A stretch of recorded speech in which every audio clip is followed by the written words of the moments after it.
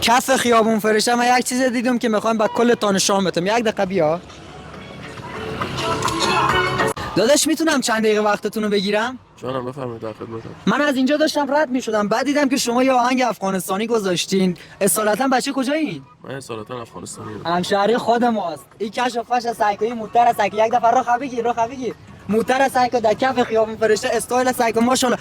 لالا میتونم بپرسم شغل شما چی است؟ من آرایشگرم، تو فضای مجازی هم فعالیت میکنم. آرایشگر. این موتر و این کشف فش با پول خودتون خریدین یا پول پدر است؟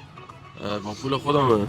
من خودم خیلی زحمت کشیدم. نظرتون در مورد ایران چی است؟ در ایران میشه پیشرفت کرد یا کل همشهریای ما باید دیگه ساختمانکار باشن؟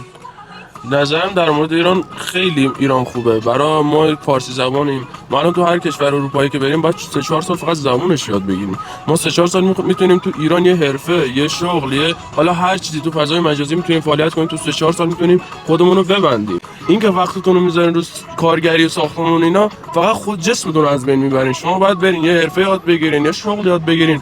فضای مجازی خیلی خوبه، زبان خیلی خوبه. لذت بردم. همینچون هموطنای ما رو میبینم با این طرز فکر من لذت میبرم. بسیار خوشحال شدم لالا. وقت خوبی داشته باشین. تشکر. سلامت باشین.